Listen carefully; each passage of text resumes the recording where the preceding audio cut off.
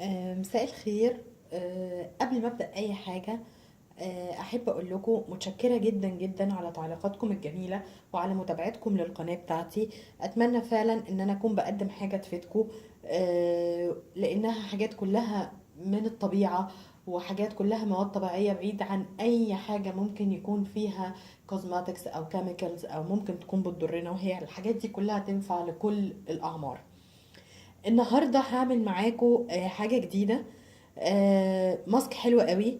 الماسك ده هيكون علشان شد منطقه الصدر ومنع ترهلها، وعشان يخلي المنطقه دي من الاخر يا جماعه اكثر جاذبيه، لان كلنا طبعا بندور على الشكل الحلو، بندور على ان شكل جسمنا يكون جميل ويبقى شكله متناسق وحلو وممشوق مشدود.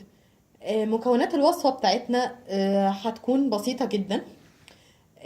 أول حاجة هستعمل فيها خل التفاح، هستعمل فيها دقيق، هستعمل فيها عسل أبيض. تيجوا نشوف هنعمل الوصفة بتاعتنا دي كلها ازاي.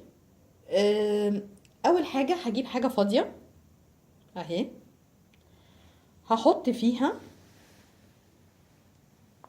معلقة الدقيق دي، حوالي معلقة كبيرة دقيق. بضيف عليها ده عسل النحل،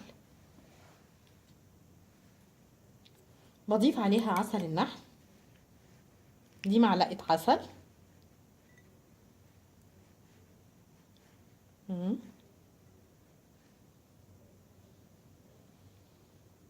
وبعد ما ضفت عليها العسل بجيب خل التفاح، بحط مقدار معلقة ونص.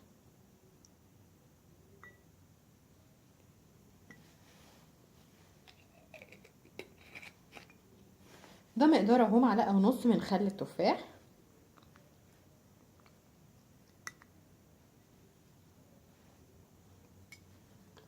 بجيب الخليط بتاعنا ده كله، بمزجه كويس كده.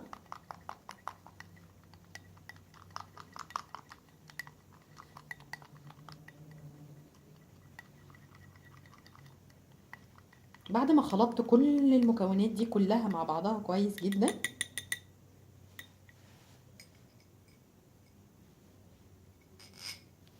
ده بيكون شكلها النهائي. هي بتبقى مش متماسكة زي ما احنا شايفينها، هي بتبقى عجينة لينة يا جماعة. تمام، لازم تبقى لينة عشان دي منطقة حساسة جدا، فلازم يبقى فيها حاجات لينة مش حاجات ماسكة.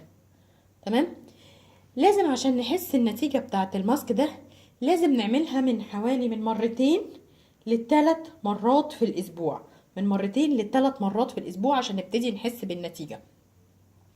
الماسك ده هنعمله ازاي؟ وده السؤال المهم. اول حاجة ان احنا بنغسل منطقة الصدر وبننضفها كويس جدا.